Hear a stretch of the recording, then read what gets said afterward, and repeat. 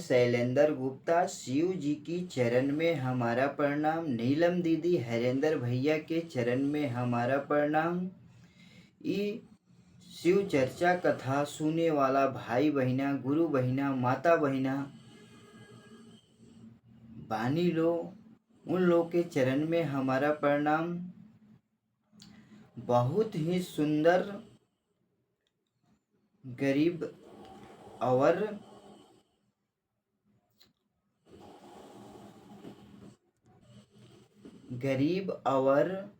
बाझिन औरत की कहानी हम लेके आए हैं आप लोग के बीच। उम्मीद करता हूँ कि आप लोग को इस शिवचर्चा कहानी अच्छा लगेगा।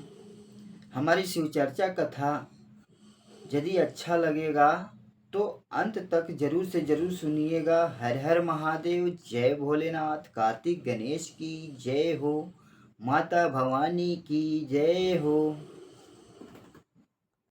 एक गांव में गरीब किसान रहता था। गरीब किसान के पति पत्नी और 2 छोटे छोटे बच्चे थे। गरीब किसान वह अपने खेतीबाड़ी का काम करता था और खेतीबाड़ी के काम करने के बाद जो कुछ अनाज और अनाज बेच के पैसे आता था तो घर के साग सब्जी रोटी दाल बनता था, तो अपनी 2 वक्त की भोजन की व्यवस्था उसी किसानी के वजह से करता था। और धीरे धीरे 2 छोटे बच्चे थे, वो धीरे धीरे करके बड़े हुए तो बड़े बच्चे का शादी किया। तो बड़े बच्चे के देह से संतान हुआ और कुछ दिन बाद छोटे बच्चे के भी शादी कर दिया। जो छोटे बच्चे की घरवाली थी वह आई 1 साल 2 साल बाद, कोई संतान ना हुआ तो सबको टेंशन हो गया। लग रहा है कि छोटे वाले हमारे लड़के का शरीर से एक भी संतान ना होगा। लग रहा है कि वह बाझिन रहेगी, बाझिन हो जाएगी लग रहा है। हर कोई सोचने लग गया। सास ससुर और जेठानी भी सोचने लग गई, जेठ भी सोचने लग गए कि लगता है कि छोट वाले के शरीर से कोई संतान ना होगा। उसके छोट वाले के पत्नी को हर कोई कोसने लग गया, गलत व्यवहार करने लग गया, क्योंकि उसके शरीर से कोई संतान न था। लेकिन ये खुशी की बात थी कि जो छोट वाले बच्चे का जो बहू थी, घरवाली थी, वह बहुत शुरू से ही शिव जी के पूजा करते आती थी। बेगर सुबह में जगती थी तो नहा धोआ करके, नित्य कर्म करके नहा धोआ करके 1 लोटा जल शिव जी के शिवलिंग पे चढ़ाती थी और उसके बाद कोई घर के काम करती थी। शिव जी के बहुत अच्छा से पूजा पाठ करती थी। और वो बोलती थी, हर कोई कोसता था तो वो बोलती थी ये तो शिव गुरु के महिमा है, शिव गुरु दे देंगे तो हम स्वीकार कर लेंगे, ना देंगे तब भी हम स्वीकार कर रहे हैं। ऐसे ही कुछ दिन बीता। हर कोई गांव नगर के कोसता था, गलत व्यवहार करता था। तो सुबह में नित्य कर्म करके नहा धोआ करके मंदिर जा गई और शिव जी के सामने जो ही है शिव जी के ऊपर 1 लोटा जल चढ़ाई और शिव जी से बोलने लग गई कि हे शिव गुरु, हम बचपने से आपको पूजा करते आए हैं, लेकिन पूजा के बदले हमें क्या दिए हैं? एक तो हम लोग गरीब हैं, हम गरीब हैं, और गरीब के साथ साथ बाझिन के नाम भी दे दिए हैं।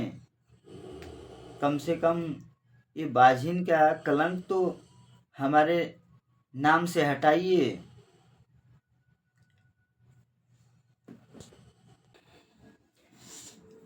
देखिए, वह शिव जी के दरबार में जा कर के आंचरा पसार के कैसे शिव जी से वरदान मांग रही है, वह भजन के माध्यम से आप लोग के बीच रखने जा रहे हैं। आंचरा पसारी दयावा मांगेली हो शिष्या हो, मांगेली दया शिष्या हो। कबले तरखबा बाबा, कबले तरखबा बाबा, हमारो के बजनिया हो, हमारो के रखब बजनिया हो। देखिए कैसे वो आंचरा पसार के शिव गुरु से दया मांग रही है और रो के बिलख के शिव गुरु से वह बता रही है। तो ऐसे ही 1 महीना 2 महीना बीता और तीसरे महीने में वह शिव जी के कृपा से गर्भवती हुई और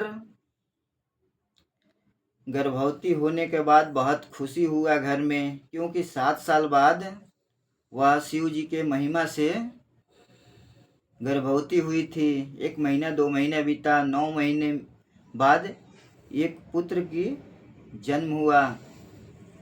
एक पुत्र का जन्म हुआ। 1 साल 2 साल 1 साल बाद फिर एक और पुत्र का जन्म हुआ। 3 साल बाद फिर एक और पुत्र का जन्म हुआ। 3 पुत्र का जन्म हुआ। फिर उसके बाद एक और पुत्री का जन्म हुआ।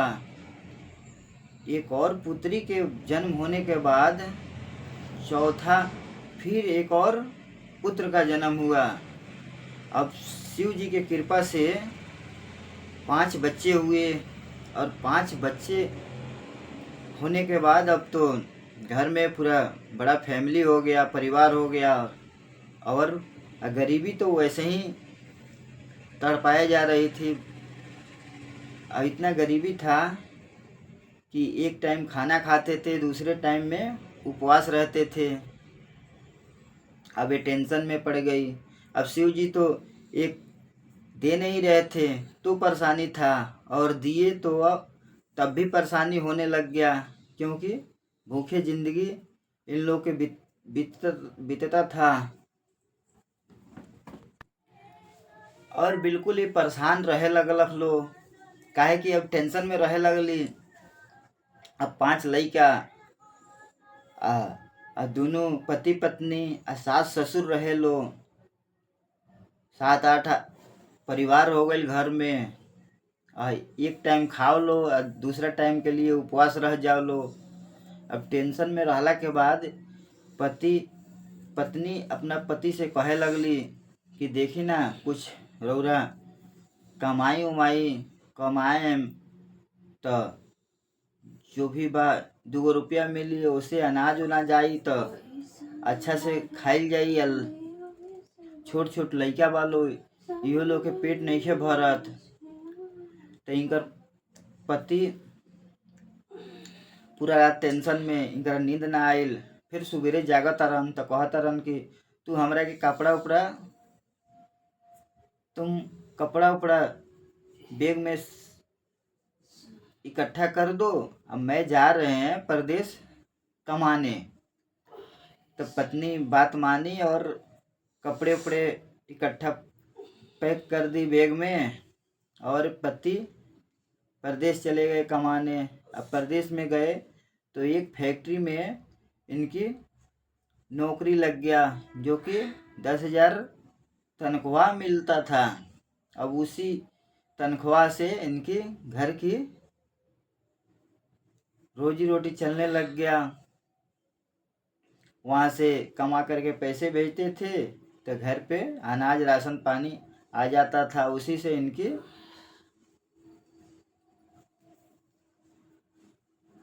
गुजारा चलने लग गया।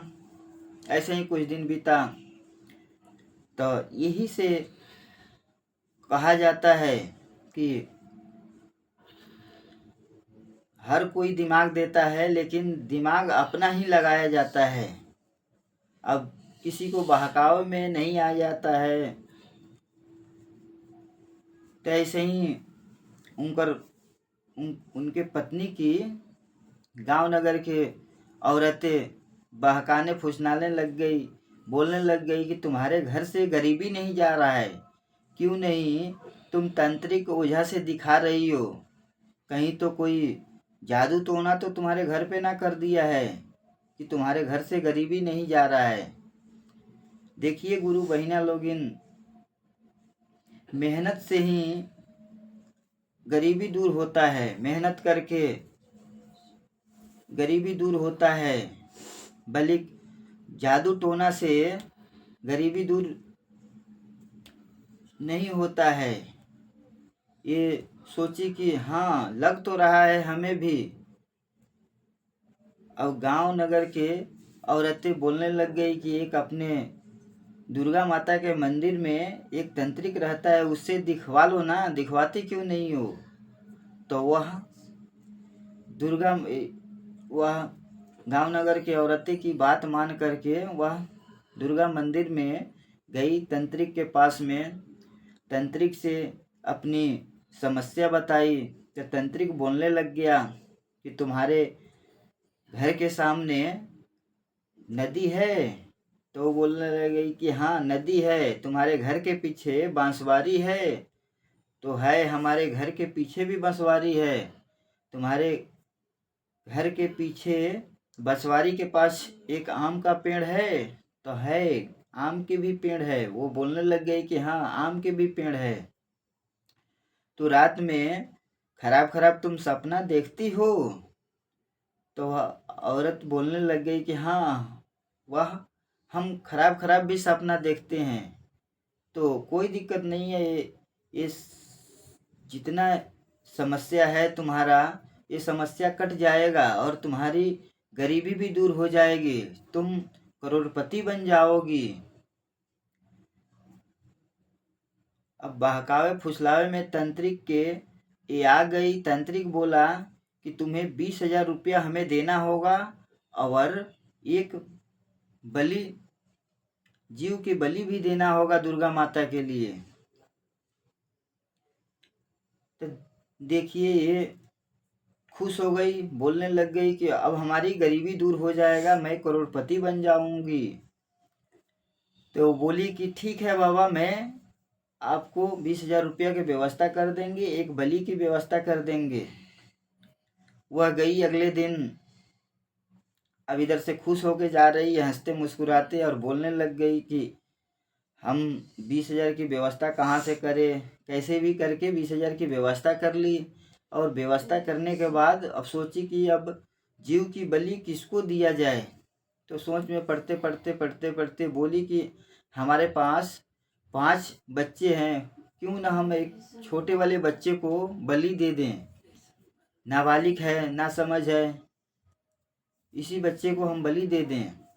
अब देखिए गुरु बहिना लोगिन, भाई लोगिन, शिव जी संतान ना दे रहे थे तो परेशानी था, और जो संतान दिए उसी संतान को बलि चढ़ाया जा रहा है। अब वो 20,000 रुपया की व्यवस्था करके और अपने छोटे बच्चे को गोद में लेकर के गई तांत्रिक के पास। तांत्रिक से बोलने लग गई कि मैं पैसे की व्यवस्था कर लिया हूँ और जीव की बलि के लिए व्यवस्था कर ली हूँ। तो तांत्रिक भी खुश हो गया और 20,000 रुपया लिया और मंदिर में तलवार रखा था, तलवार उस औरत को दे दिया औरत को, और बोला कि लो इसे तुम अपने हाथों से बलि चढ़ाओ। और देखिए कैसे क्या चीज एक और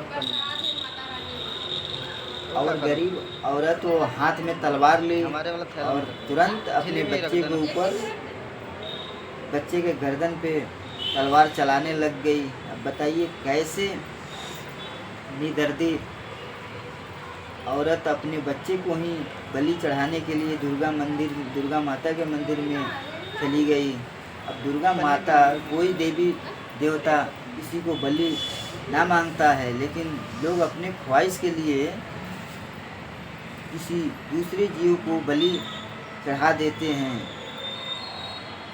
ऐसा करना नहीं चाहिए, लेकिन वह एक बार गर्दन पे तलवार चलाई, ना कटा गर्दन, दूसरा बार चलाई, तीसरा बार चलाई, चौथा बार में गर्दन बिल्कुल धड़ से अलग हो गया और खून के बौछार होने लग गया इधर तंत्रिक बोला कि जाओ 2 दिन बाद तुम अरबपति बन जाओगी। वह खुश होकर के मंदिर से चली गई, हंसते मुस्कुराते बोलने लग गई कि कोई बात नहीं, 2 दिन बाद तो हमारा पति बन जाएंगे। अब हमारा पति पैसा भी ना देगा तो कोई दिक्कत ना है। वह घर चली गई और अच्छे अच्छे पकवान बनाई और खाई, सब बच्चे को खिलाई और उसमें उसके जो बच्ची थी, लड़की थी, वह पूछने लग गई मम्मी से कि मम्मी ये बताओ अपना छोटे वाला बाबू कहाँ है। तो वह गुस्सा होकर के 2-3 थप्पड़ मारी और बोली कि चुप पे तुम खा लो, छोटा बाबू के चक्कर में और उसके चक्कर में तुम मत रहो। 2 थप्पड़ मार करके खाना वाना खिला दी। अब चुप पे खा ली छोटी बच्ची, खा करके चली गई सोने। अब उसको तो नींद आ नहीं रहा था। वह बोल रही थी पता नहीं हमारे छोटे बाबू कहाँ चले गया। छोटे बाबू कहाँ चला गया, वो टेंशन में थी और चुपके चुपके रो रही थी। अब अगले दिन सुबह हो रहा है, तो सुबह में लोग मंदिर पूजा करने गए तो देख रहे हैं कि खून की बौछार लगा हुआ है, छोटे बच्चे का बलि चढ़ाया गया है। तो लोग इकट्ठा होने के बाद पुलिस के पास कंप्लेन किया गया। पुलिस आए, दरोगा जी आए और छोटे बच्चे को बाल पकड़ के, जो बलि चढ़ाया गया था उसके बाल पकड़ के दिखाने लग गए और जोर जोर से बोलने लग गए कि ये बताओ इस मंदिर में बलि चढ़ाया गया है किसके घर के बच्चा है, कोई तो पहचानो। वहाँ पे बहुत भीड़ इकट्ठा हो गया। इकट्ठा होने के बाद सबसे दिखाने लग गए। तो वहीं पे जो ये दोनों भाई पहुँचे थे, भाई बहन, बड़े वाला भाई और बहन पहुँची और भीड़ में घुस के जा कर के देखी तो देखने लग गई और बोली, अरे जा कर के दरोगा जी के पाँव पकड़ ली और बोलने लगी यही तो हमारा बाबू है। तो ये चौंक गए दरोगा जी और बोलने लगे कि क्या तुम बोल रही हो, यही तुम्हारा बाबू है। तो हाँ यही हमारा बाबू है, 3 भैया हैं हम और 3 भैया के बाद हम और हमसे छोटा ये मेरा बाबू है। तो बोलने लग गए दरोगा जी कि ठीक है तुम बोल रही हो तो अपने मम्मी को बुला ले आओ, मम्मी पापा को बुला ले आओ घर से। तो छोटी बच्ची बोली कि हमारा मम्मी है घर पे और हमारे पिताजी बाहर कमाते हैं, परदेश में हैं, लेकिन हम बुलाने जाएंगे नहीं। तो क्योंकि हम शाम को ही मम्मी से पूछे कि छोटा बाबू कहाँ है, उसकी वजह से मम्मी हमारे को मारी। अब जा कर के बोलेंगे तो बहुत मार मिलेगा। तो तुरंत दरोगा जी पुलिस के साथ में लगा करके घर भेजे और घर से वह दुष्ट औरत को बुला लाए, गरीब औरत को बुला लाए। अब बुलाने के बाद वो दिखाया गया तो गरीब औरत बोली, नहीं ये तो हमारा बच्चे है ही नहीं, हमारे बच्चे तो ये 4 है, ये 4 है हमारे बच्चे।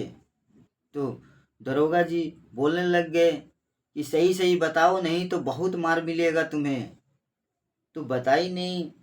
उसके बाद दरोगा जी तुरंत लेडीज पुलिस लगा के, लेडीज पुलिस बहुत अच्छी तरह से मारी। उसके बाद सब सच उगलवा ली। अब सच उगलवाने के बाद तांत्रिक को भी पकड़ाया गया, तांत्रिक भी पकड़ में आ गया और इसे थाना में ले गया गया। और पति आए और चारों बच्चे को देख रेख करने लग गए।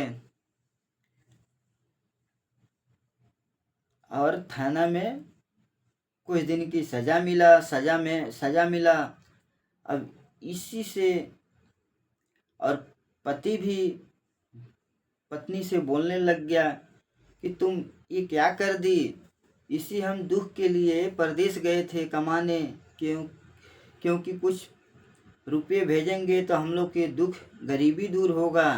और 4-5 बच्चे थे तो क्या है, वह अपने भाग से आए थे। बच्चे बड़े हो जाते तो अपना कमा करके खाने लगते। तुम ये क्या कर डाली।